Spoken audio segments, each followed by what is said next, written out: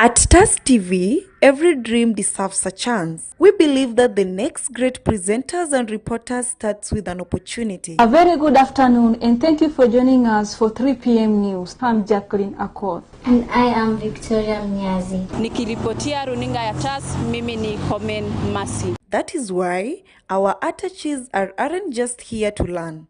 They are given priority to create, host and deliver real television shows. What's up? Karibuni sana kwenye sayari ya mapenzi.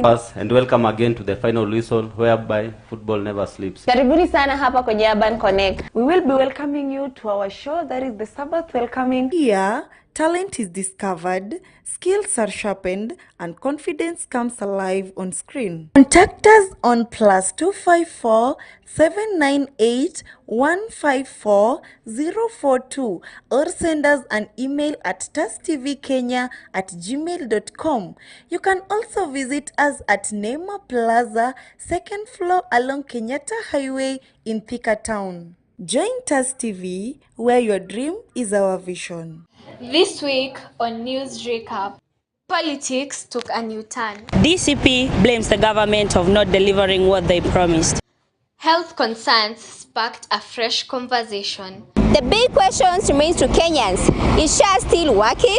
Security issues continued to make headlines.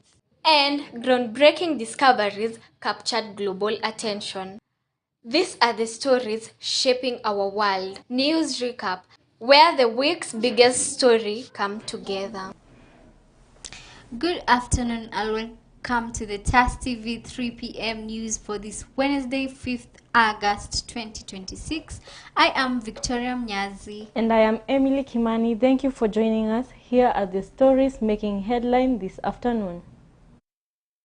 This week on News Recap, politics took a new turn. DCP blames the government of not delivering what they promised.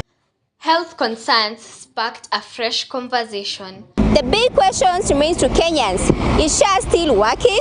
Security issues continued to make headlines. And groundbreaking discoveries captured global attention. These are the stories shaping our world. News Recap, where the week's biggest story come together. Political leaders from Kenya's coastal region have intensified calls for Deputy President Kithure Kindiki's running mate in the 2027 general election to come from the coast. The leaders add that the region has remained loyal to the Kenyan Kwanza administration and deserves greater representation at the high level of government. Sylvia has more. Race for the 2027 general election is beginning to gather momentum, with leaders from the coastal region now demanding a greater share for the national leadership. Speaking at separate political meetings, several leaders said the coast has consistently supported the government and should be rewarded with the position of deputy president. Numbers are very important. Does Kindiki, the deputy president currently, have the kind of numbers that would assure the president a second term? Should President William Ruto secure a second term? They argued that appointing a running mate from the coast would promote regional balance, strengthen national unity, and address the region's long-standing concerns over inclusion in government. Kuna watu wanasimama wanasema sisi peke yetu ndio tunaweza kumfanya mtu awe rais. Na alafu aseme mimi niko na kura milioni 4.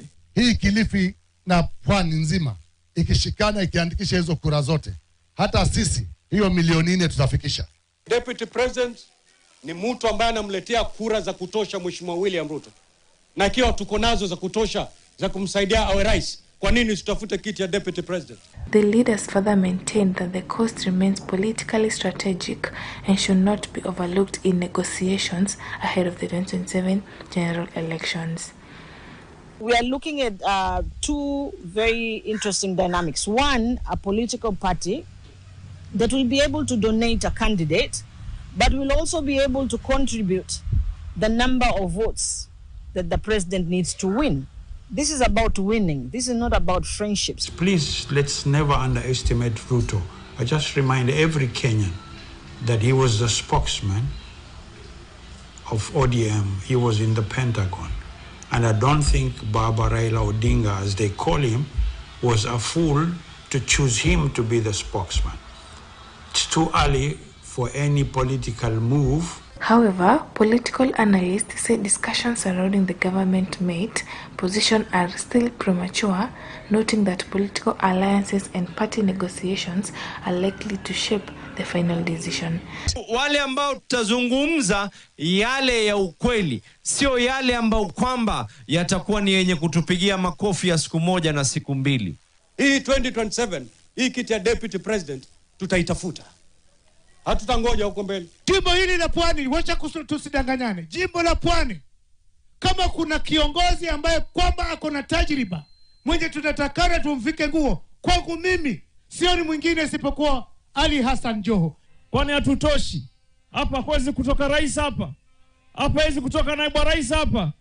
Mimi naambia wacha wazoee safari hii, kama ni mbaya, kama ni noma, waelewe jimbo hili la Pwani litazaa rais wa kitaifa wa Kenya very soon, my friend. Wajue hiyo. As political realignments continue to take shape ahead of the 2027 general elections, leaders are expected to intensify campaign aimed at securing strategic positions in government. Whether the Coast region will succeed in its bid for the deputy president's seat remains a matter that will be determined through political negotiations at a party. Reporting for TAS TV, I'm Sylvia Murugi. Azimio One Kenya Coalition has kicked off talks with other opposition parties, including Rigathi Gachagua of the Democratic for the Citizen Party, DCP, and Eugene Wamalwa for the DAP Kenya, in a bid for a united political front ahead of 2027 general election. Coalition leaders say the move is aimed at bringing together like-minded parties under one alliance to challenge President William Ruto. Our reporter Victoria Mnyazi has more. With less than a year to the 2027 general election, Azimio One Kenya Coalition has begun consultations with opposition parties in a fresh push to build a broad alliance against President William Ruto. During a coalition council held at the SKM Command Center in Karen, Nairobi, leaders resolved to formally engage Rigathi Gachagua's Democracy for the Citizens Party, DCP, alongside other political outfits including Eugene Wamalwa's DAP Kenya, Martha Karua's PLP, and former Chief Justice David Maraga's political movement. We are talking to Democracy for Citizens Party. We're also talking to, again, re-engaging with PLP. We are talking to others, including Chief Justice Emeritus, who has also indicated they may want to join this coalition as we rebrand and as we get together. And of course, also, we are talking to Linda Mwananchi. Coalition also announced the return of DAP Kenya as a founding member and extended invitations to the Umoja Party, PDP, and the Democratic Party to join the alliance as it seeks to broaden its political base. Council also made a decision to invite one of our founding members, DAP Kenya Party, to rejoin the coalition. The council resolved to invite Umoja na Maendeleo Party, PDP Party, and the Democratic Party to become members of the coalition. As part of its restructuring, the coalition admitted former Interior Cabinet Secretary Fred Matiang'i, former Meru Governor Peter Munya, and Senator Leni Kivuti into its council leadership, saying the reorganization is meant to strengthen its campaign machinery ahead of the next year's polls. The council made a decision to admit 2 new members into its ranks. That is His Excellency Fred Matiang'i, the Honorable former Governor, His Excellency Peter Munya, and Honorable Senator Leni Kivuti. to become the new council members. The leaders say the planned coalition draws inspiration from previous opposition alliances that successfully united different political parties behind a common presidential candidate, with talks expected to continue in the coming weeks.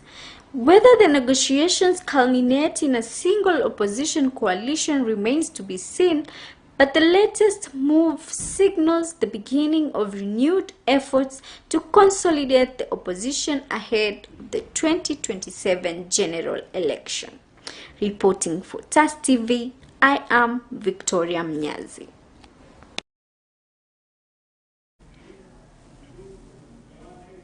Opposition leaders are expected to continue consultation today as efforts to build a united political front ahead of 2027 general election gather momentum. The consultations follow Tuesday's meeting between Wiper Party leader Kalonzo Musyoka, Democracy for the Citizens Party leader Rigathi Gachagua, and DAP Kenya leader Eugene Wamalwa. Some parties, however, have raised concern over the ongoing coalition talks. Emily Kimani has more.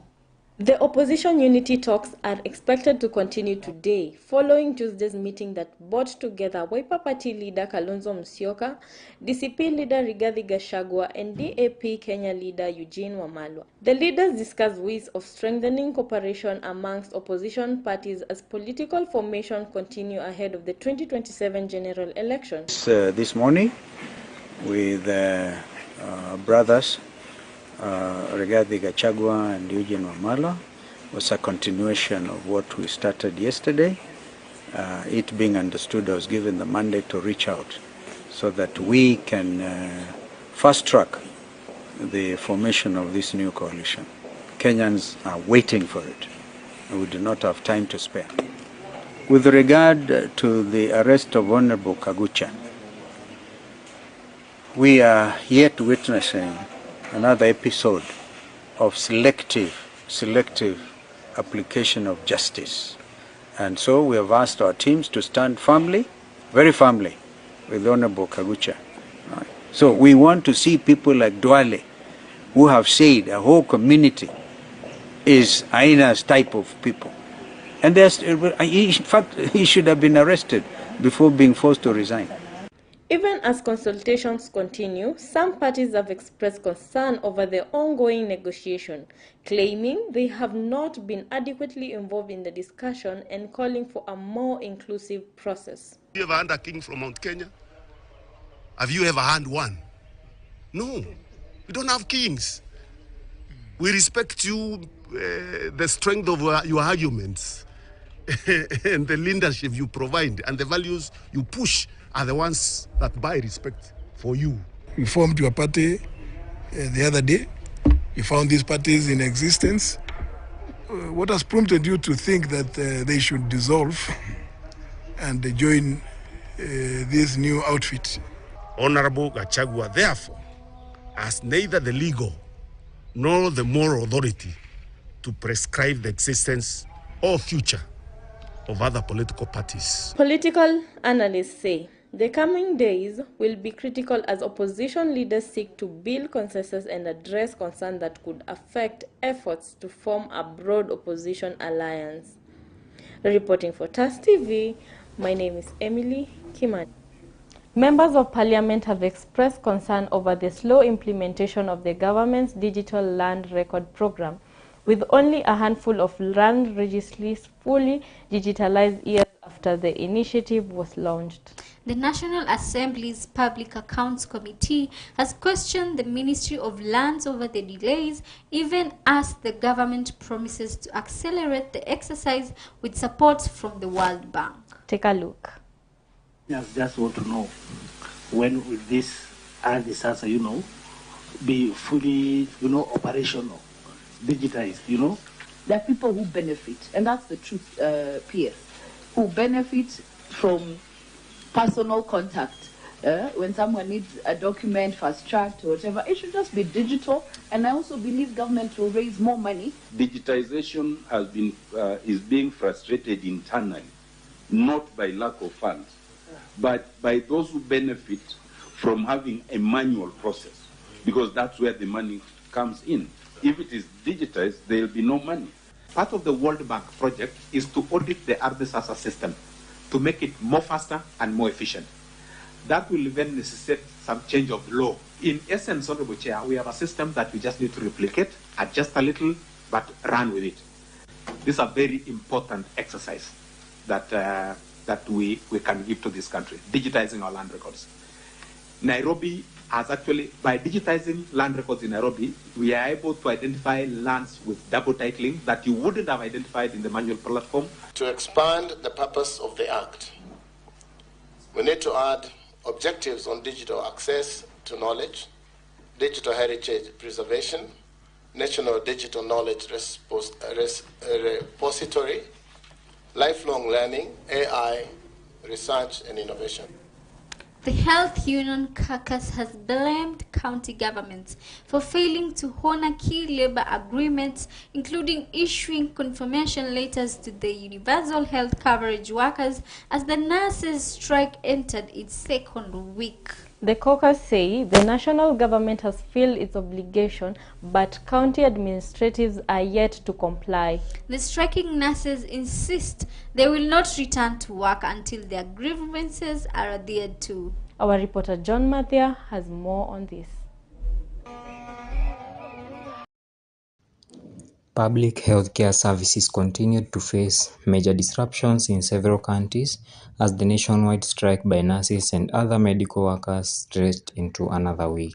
In Embu, striking healthcare workers staged demonstrations to the governor's office, demanding promotions, payment of statutory deductions, permanent employment for interns and pensionable terms of service, among other grievances. Tuko nje kwa sababu ya issues ambazo siko kwa consent, na kwa consent hakuna kitu kama mshahara. Ile consent ambayo iko mahakamani, ambayo inaongea mambo ya promotion, inaongea mambo ya kuemploy wafanyikazi kwa PNP na mambo mengine. In Kwale, healthcare delivery has been severely affected, with facilities such as Matuga Sub-County Hospital discharging patients as the industrial action continues. Kwa vile mgomo huko unatuathiri sisi kama wananchi ama jamii ambao tunatafuta huduma katika hospitali za umma, ni challenge, na wenye pesa pengine watakwenda private,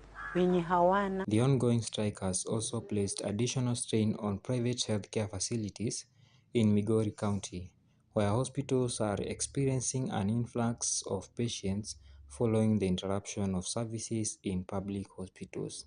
Employ enough doctors and enough sisters, nurses, who can now manage or treat the patient. Otherwise, many people are going to suffer, or many people are going to die because of the problem they are encountering in the hospitals.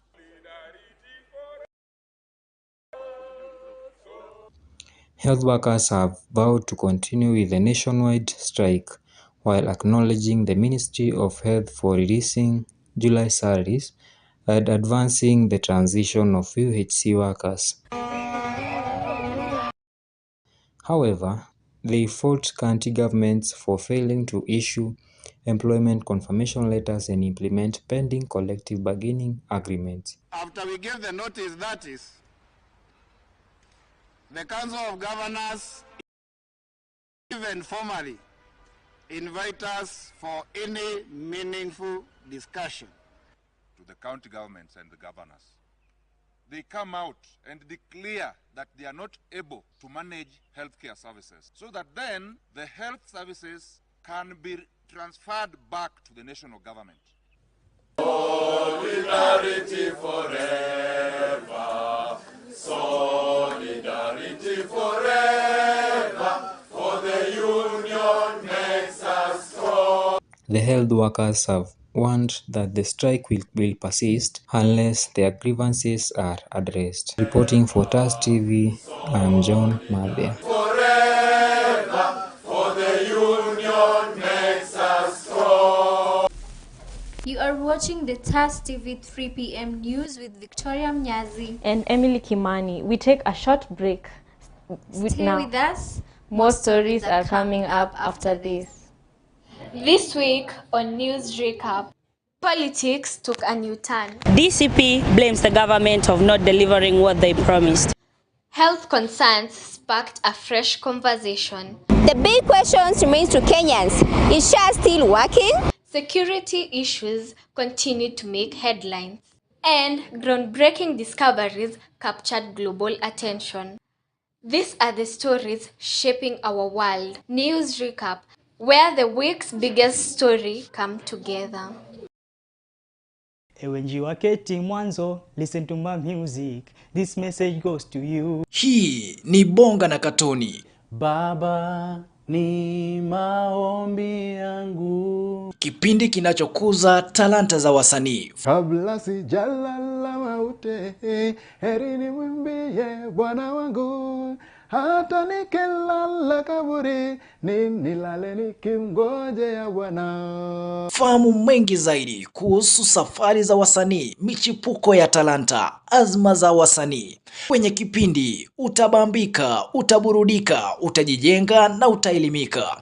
Hizo mbingu zikijawa sifa, haleluya yangu iwe ya kwanza. This is Scott Music na nasikiliza Bonga na Katoni live from TAS TV. Alafu kinitachi bila woga, nahisi niko salama. Mie wali nkufanye mboga, maana twaendana. Yo bana, mimi na go by the name J Liza, napenda kutegea kipindi cha Bonga na Katoni hapa ndani ya TAS TV kuanzia mwendo wa saa 9 hadi saa 10 pale kila siku ya Jumatatu. Hata nikilala kaburi, nilale nikimngojea Bwana. Napenda kusikiza Bonga na Katoni kila siku Jumatatu kuanzia saa 9 hadi saa 10. Kumbuka ni kila siku ya Jumatatu kuanzia saa 9 hadi saa 10 jioni. Tegea Bonga, maana bila bonga si bonga. Jiunge na Bonga. This week on News Recap, politics took a new turn. DCP blames the government of not delivering what they promised. Health concerns sparked a fresh conversation. The big question remains to Kenyans, is TAS still working? Security issues continued to make headlines. And groundbreaking discoveries captured global attention.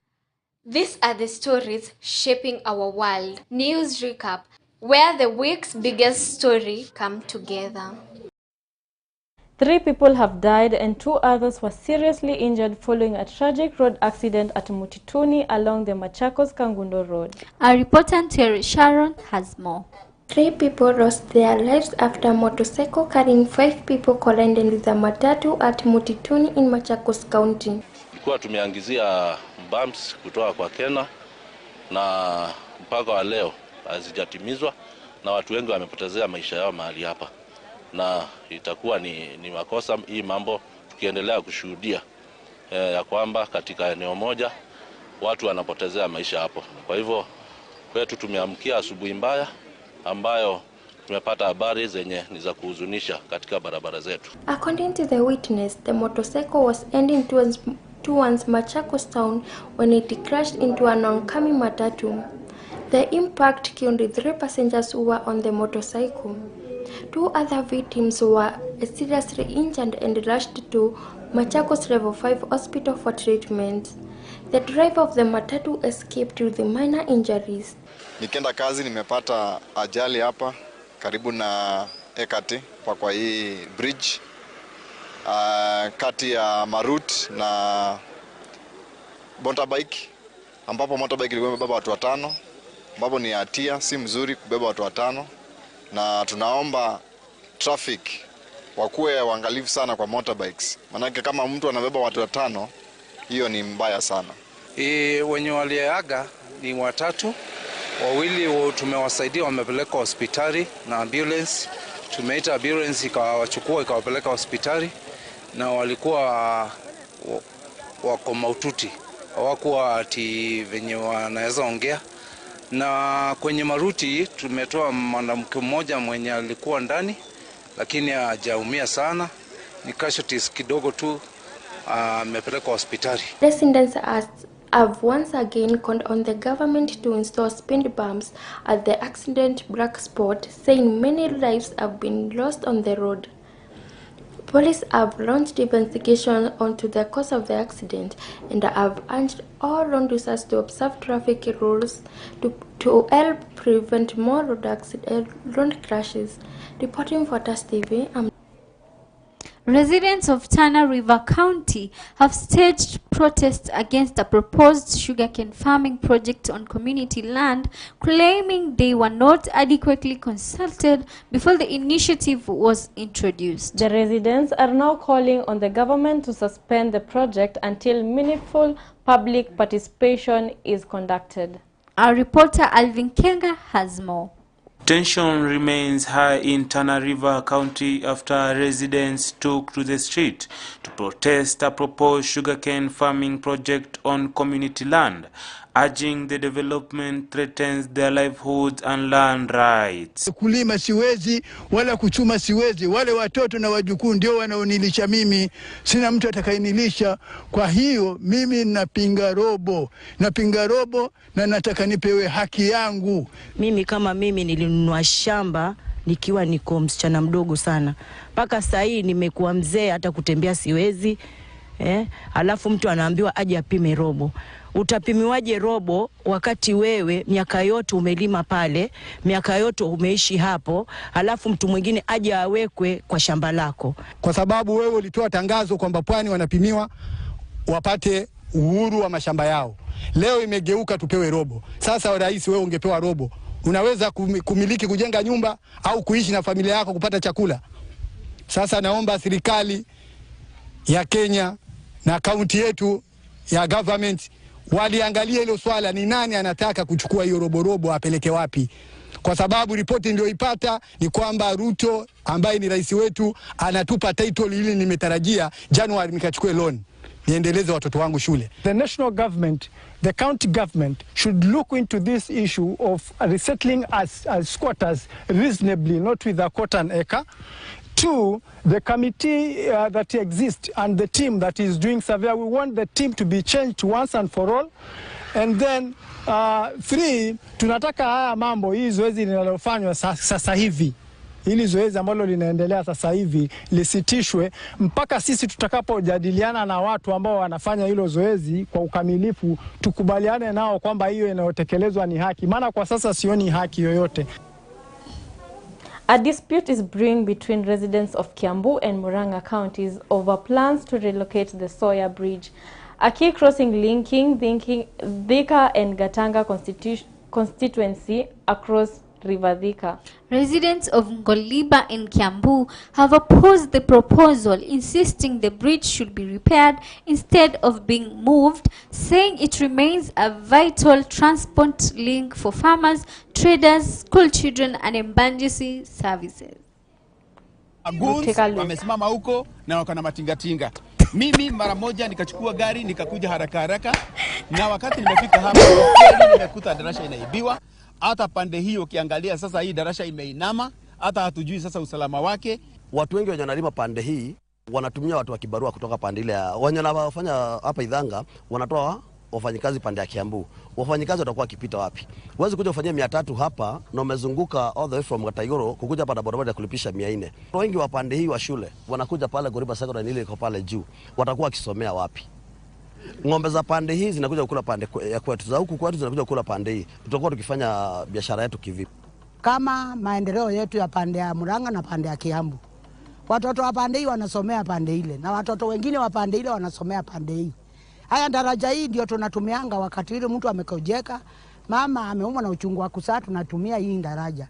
Hii daraja hata sio jana peke yake, kuko na wakati mwingine ilikuwa itolewe usiku. Na atukubali daraja itolewe, kile tunahitaji ni usaidizi inuliwe, iwe kama inaweza saidia kisasi kilio nyuma yetu. Thousands of people living with sickle cell disease in Nairobi County are set to benefit from improved access to specialized treatment following the launch of the county's first comprehensive sickle cell clinic at Kianda Level 4 Hospital in Kibra. The facility is expected to bring screening, diagnosis and lifelong care closer to patients while boosting early detection and public awareness. More details on this. We do intend to have clinics serving all the babies who need care across the 4 cardinal points of the city. So to the west we'll have Westlands, to the east we'll have Mukuru, to the north we have Githurai 44 clinic. And we are essentially bringing services for a sickle cell warrior closer to where they live. With this sickle cell clinic, they'll be able to be screened. Kenya currently is screening infants so that we're able to catch the ones who have the sickle cell and also the trait early enough. If they happen to be screened positive, they'll further be able to... So we want to make sure that people living around the Kibra region can be able to access care, but also those who are living within the environs can also access this care. I'm happy to say that the county government is ready to absorb most of these costs using SHA. We've also been provided an opportunity to do community screening, meaning that each and every person in this community had better know if they are a carrier or they are not. The Deputy Inspector General of Police, Gilbert Masengeli, has called on members of the Kenya Scouts Association to use their influence to promote national unity, peace and shared values within their communities. Speaking during the closing ceremony of the 2026 Scouts competition at Mount Kenya University in Thika, Masengeli said young people have a vital role to play in fostering social cohesiveness and national building. Here are the details. The future of our nation depends on young who embrace integrity, service to humanity, teamwork, discipline, innovation, respect for the law. Are uniquely placed to become ambassadors of peace-promoting inclusion, understanding, tolerance, and peaceful coexistence among people for the different crowds. As long as people are willing to dialogue. Secondly, I want to emphasize this bit. Yes, let us be champions, ambassadors of creating peace. Brings us to the end of TAS TV 3 p.m. news. On behalf of the entire production team, thank you for watching. I am Victoria Mnyazi. And I'm Emily Kimani. Have a pleasant afternoon. Goodbye.